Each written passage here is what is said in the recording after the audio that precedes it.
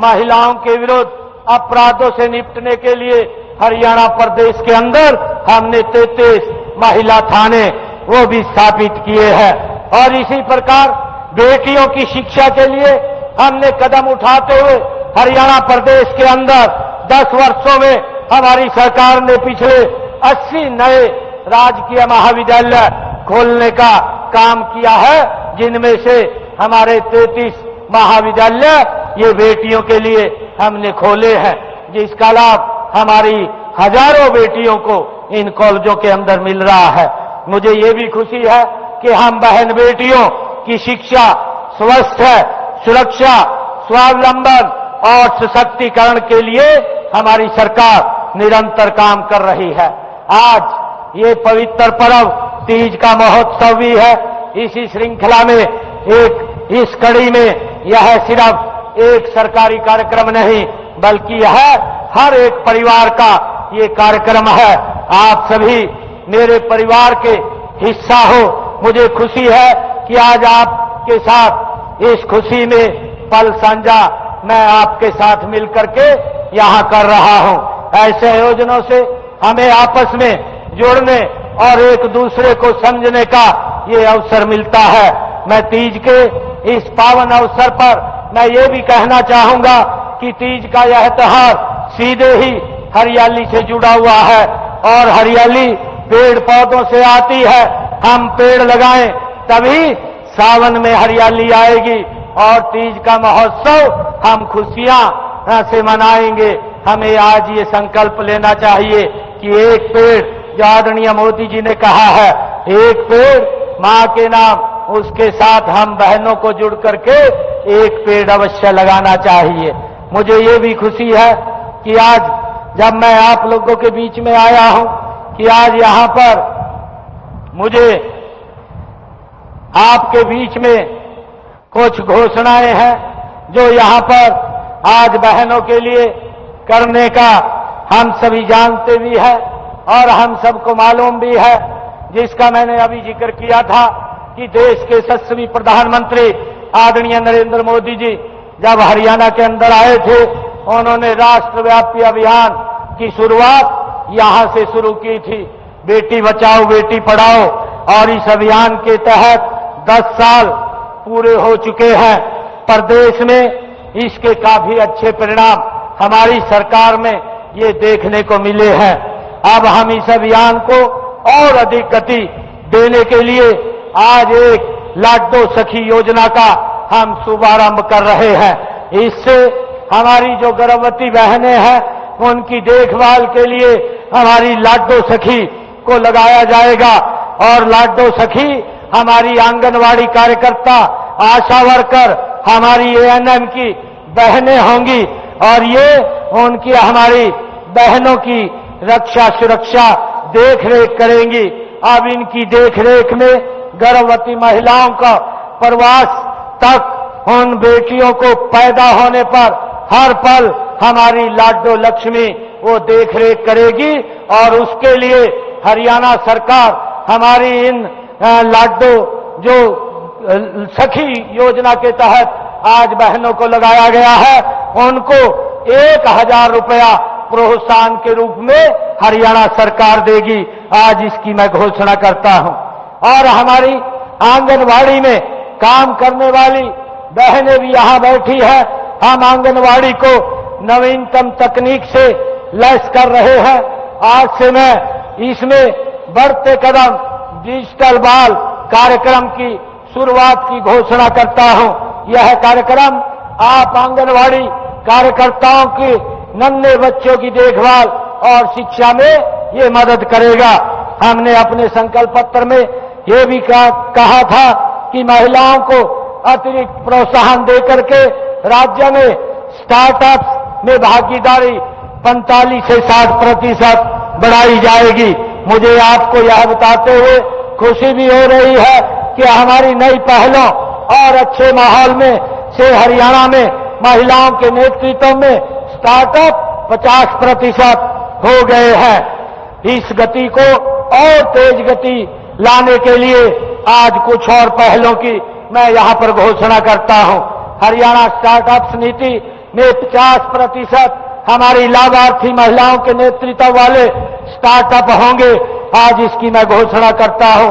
और छोटी उम्र में उद्यमशीलता में रुचि को बढ़ाने के लिए छात्राओं को 10,000 do it your self kit वितरित की जाएंगी। हाथ से बनाई जाने वाली चीजें जैसे कि पारंपरिक कपड़ा, पर्यावरण के अनुकूल ग्रामीण शिल्प, आयुर्वेद आधारित हेल्थ एंड वेलनेस, देसी खाद्य उत्पादों आदि में बनाने में लगे महिलाओं के नेतृत्व वाले स्टार्टअप की सहायता के लिए एक योजना शुरू की जाएगी। इसमें 50,000 से 1 लाख रुपए तक की मदद देने की मैं घोषणा करता हूं। हरियाणा सरकार नीति आयोग के सहयोग से महिला उद्यमी मंच का हरियाणा स्टेट चैप्टर शुरू करेगी ताकि राज्य की महिला उद्यमियों को 700 से अधिक सलाहकारों के नेटवर्क से व्यक्तिगत मार्गदर्शन मिले, क्षेत्र विशेष का प्रशिक्षण मिले और वित्त पोषण, बाजार तक पहुंच व इक्यूवेशंस के लिए सहायता मिल सके।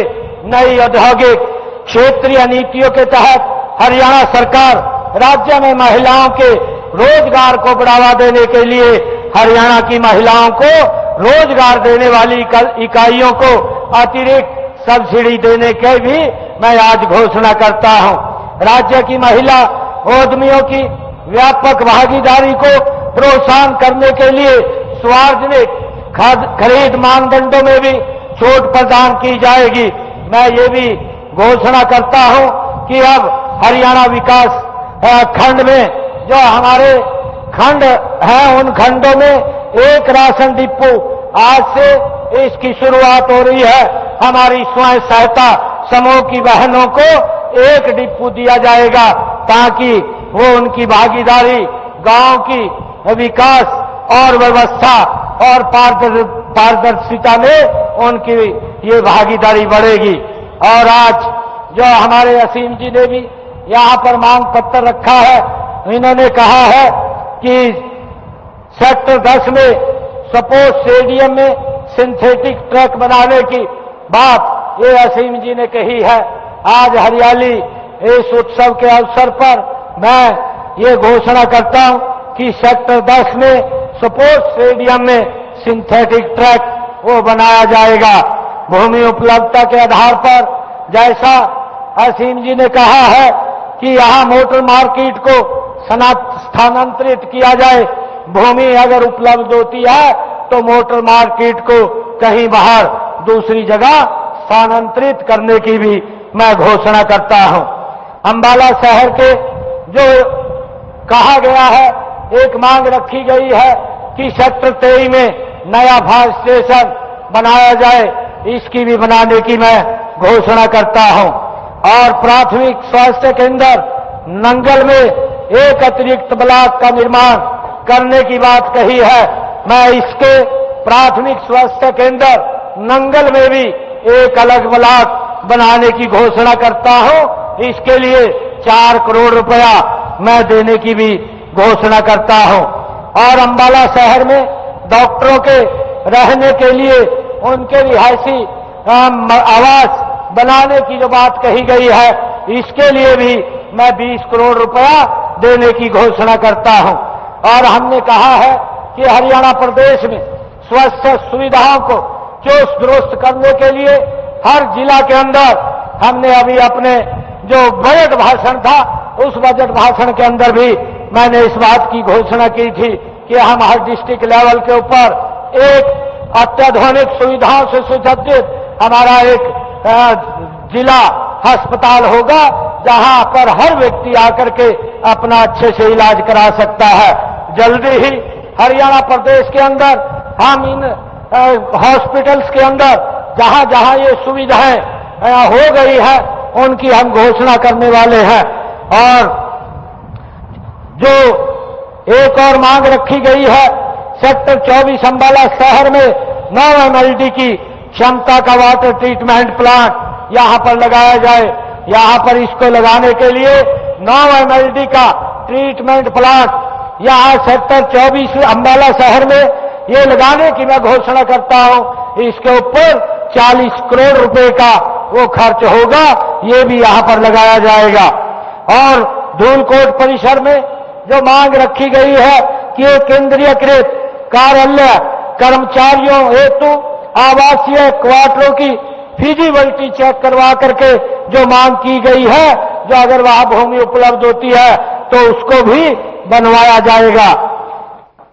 एक और नंदौला माइनर की जो मांग, उसके सुदृढ़ीकरण की जो यहां रखी गई है, मैं इसके लिए भी नंदौला माइनर के सुदृढ़ीकरण के लिए 2 करोड़ रुपए की मैं घोषणा करता हूं।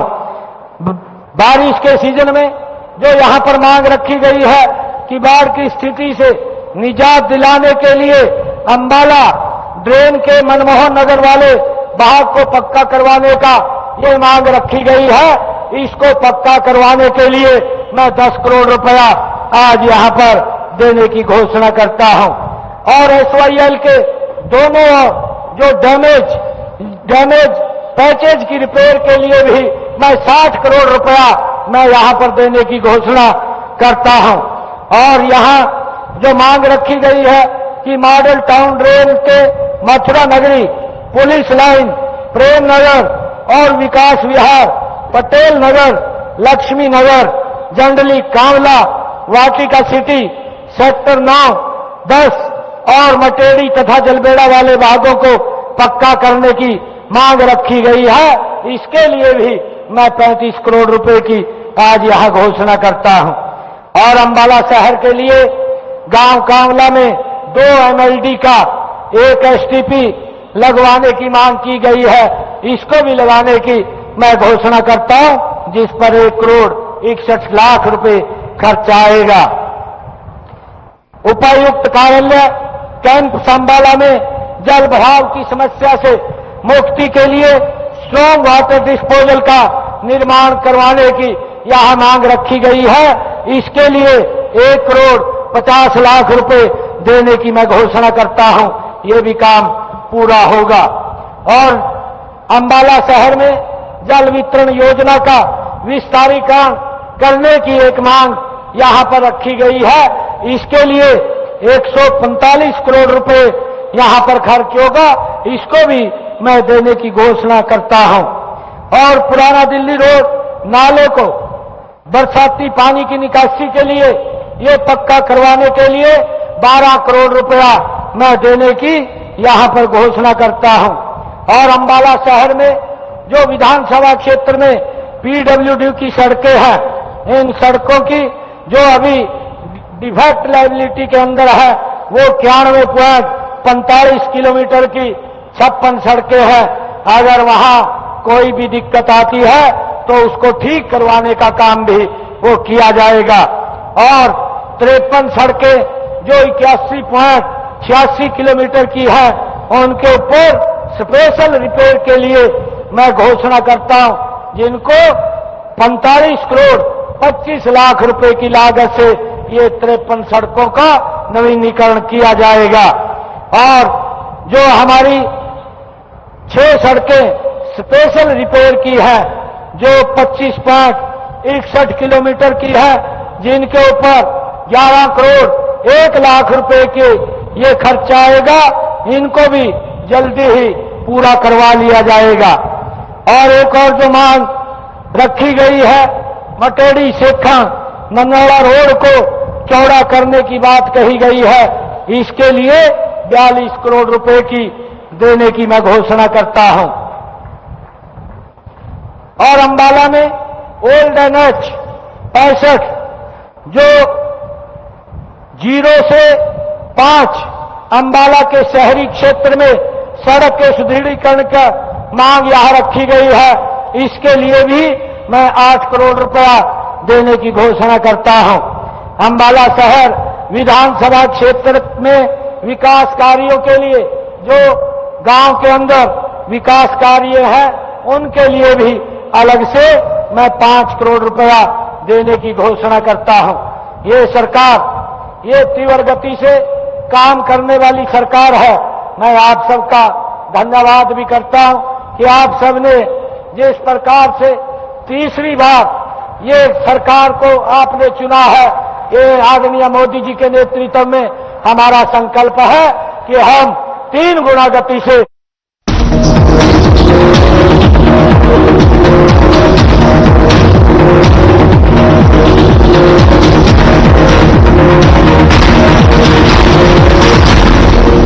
क्या आप दुबले पतले कमजोर हैं? आपकी सेहत नहीं बनती, भूख कम लगती है, वजन नहीं बढ़ता। दरअसल मेन बात खाना नहीं है, मेन बात है खाया पिया पूरी तरह से लगना। और अगर खाया पिया लगेगा ही नहीं तो आपकी सेहत बनेगी कैसे? इसलिए हमारी संस्था सन्यासी आयुर्वेदा ने एक ऐसी दवा का निर्माण किया है जो कि आपके पाचन तंत्र को, आपके लिवर को दुरुस्त करने का काम करती है, ताकि आप जो भी खाएं उसका पूरे का पूरा निचोड़ आपके शरीर को लगे, आपकी भूख बढ़े, खाया पिया सही से लगे, नया खून बने, हड्डियों में जान आए, वजन बढ़े और आप मोटे तगड़े खूबसूरत पर्सनैलिटी के मालिक बन जाए। सिर्फ 699 रुपए की पूरे 1 महीने की दवा होती है और आप इसे घर बैठे 01145454545 पर फोन करके दवा मंगवा सकते हैं।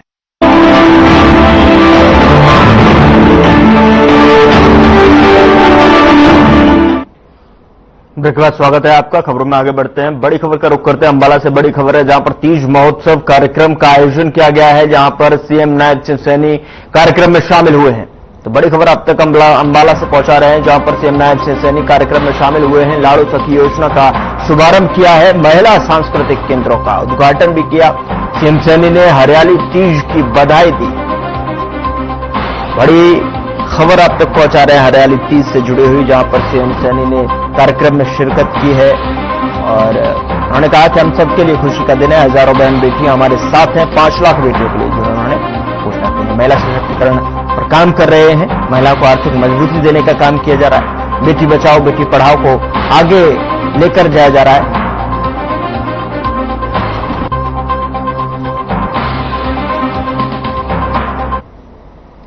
खबरों में आगे बढ़ते हैं। यमुनानगर के कलेसर में 76वां वन महोत्सव का आयोजन किया गया और इस मौके पर हरियाणा के मुख्यमंत्री नायब सिंह सैनी ने शिरकत की है, जिसके बाद उन्होंने कहा कि हर्षोल्लास के साथ वन महोत्सव मनाया जाता है।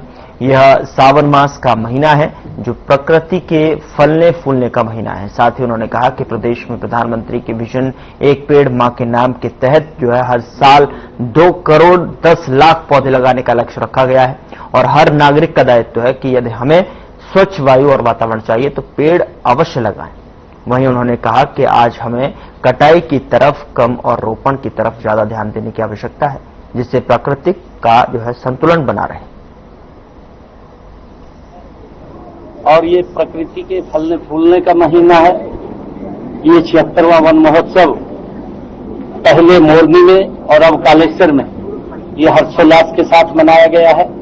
हरियाणा प्रदेश के अंदर हमने आदरणीय प्रधानमंत्री जी का एक विजन है कि एक पेड़ मां के नाम हम लगाएं और उसके निमित्त हमने ये टारगेट हरियाणा के अंदर लिया है अब की बार कि 2 करोड़ 10 लाख पौधे हम लगाएंगे। और हर नागरिक का ये दायित्व है कि हमें अगर स्वच्छ वायु चाहिए और स्वच्छ हमें वातावरण चाहिए तो हमें पेड़ अवश्य लगाने पड़ेंगे। कटाई की तरफ कम, लगाने की तरफ हमें ज्यादा ध्यान देने की आज आवश्यकता है, जिससे कि प्रकृति का संतुलन बना रहे और हमें ये शुद्ध वायु ये प्राप्त होती रहे।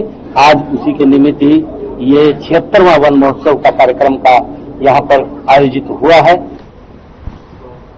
उधर आज विश्व प्रकृति संरक्षण दिवस के अवसर पर मुख्यमंत्री नायब सिंह सैनी ने ट्वीट कर दी बधाई, जहां पर जिन्होंने लिखा है कि समस्त प्रदेशवासियों को विश्व प्राकृतिक संरक्षण दिवस की हार्दिक शुभकामनाएं।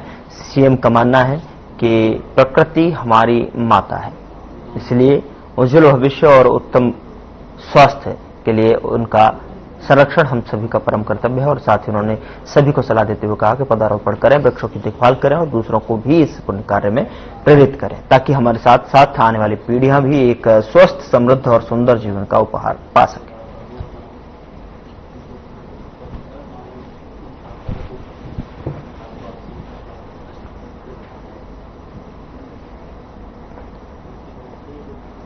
उधर मंत्री अनिल विज ने राहुल गांधी पर निशाना साधते हुए कहा कि उनको हर चीज में खोट नजर आता है।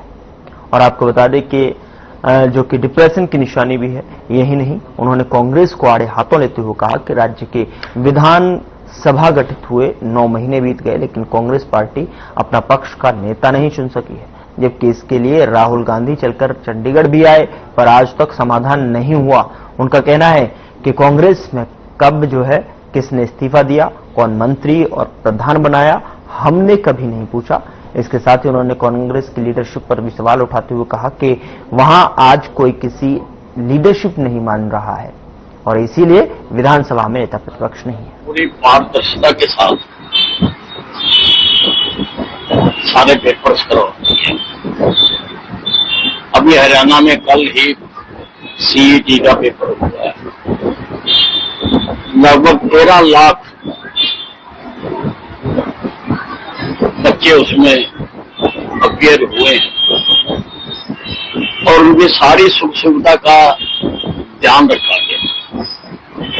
उनको घरों से लाकर और उनके एग्जामिनेशन हॉल तक पहुंचाने का काम सरकार ने किया है। ऐसा कांग्रेस के राज में तो पहले कभी नहीं हुआ। मैं तो 30-35 साल से एमएलए हूं, मैंने कभी नहीं देखा कि कांग्रेस के राज में हो। हमारे राज में पेपर होते हैं, हमारे राज में नो पर्ची नो खर्ची। कांग्रेस में कब किसने इस्तीफा दिया हमने पूछा तुमसे? कांग्रेस में तुमने किसको मंत्री बनाया हमने पूछा तुमसे? कांग्रेस में तुम किसको प्रधान बनाते हो, किसको हटाते हो, हमने पूछा तुमसे? तो तुम्हें क्यों बताया? कारण वही है जो धनखड़ जी ने लिख के दिया है। वो पत्र सब जगह प्रकाशित हुआ है कि उन्होंने स्वास्थ्य कारणों से अपना त्याग पत्र दिया है। देखिए, 9 महीने हरियाणा विधानसभा के गठन के बाद भी कांग्रेस पार्टी अपना विपक्ष का नेता नहीं चुन सकी है। हालांकि इसके लिए राहुल गांधी जी चलकर चंडीगढ़ भी आए, लेकिन फिर भी आज तक समाधान नहीं हुआ है। ये कांग्रेस पार्टी के संगठन की स्थिति है। कांग्रेस पार्टी में निर्णय ना लेने की जो ताकत है, ये उसको दर्शाता है।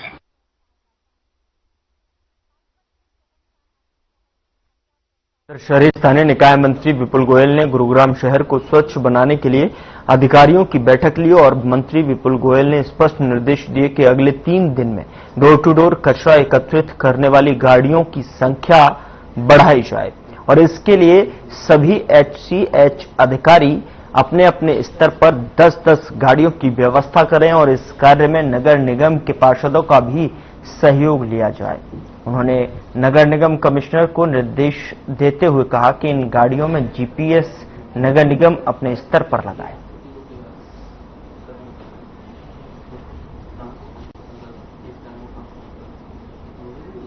गाड़ी का निरीक्षण भी किया। वहां पर पिछले 1 हफ्ते के अंदर काफी इम्प्रूवमेंट है और उसको और बेटर करने के लिए सभी प्रशासन कलेक्टिव एफर्ट कर रहा है, चुस्त दुरुस्त है और अगले हफ्ते 10 दिन के अंदर एक बहुत बड़ा चेंज आपको देखने को मिलेगा।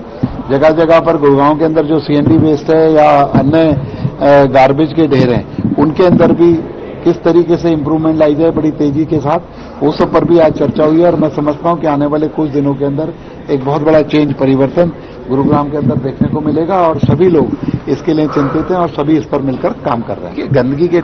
गंदगी जो है एक हमारा एसेंशियल पार्ट है, जो कूड़ा निकलना, वो तो हम जब जहां पर लोग रहेंगे वहां कूड़ा भी निकलेगा ही, लेकिन उसका ठीक से निस्तारण हो जाए, उसका ठीक से कलेक्शन हो जाए, उसके लिए हम लोगों ने अभी पीछे इको ग्रीन एक कंपनी थी जो कई सालों से कोर्ट कचहरी के चक्कर थे, टेक्निकल भी दिक्कत। बुलेटिन में मेरे साथ इतना ही, लेकिन अब वक्त हो चला है डॉक्टर राकेश गुप्ता के साथ हमारे खास कार्यक्रम प्लस माइनस का। नमस्कार दोस्तों,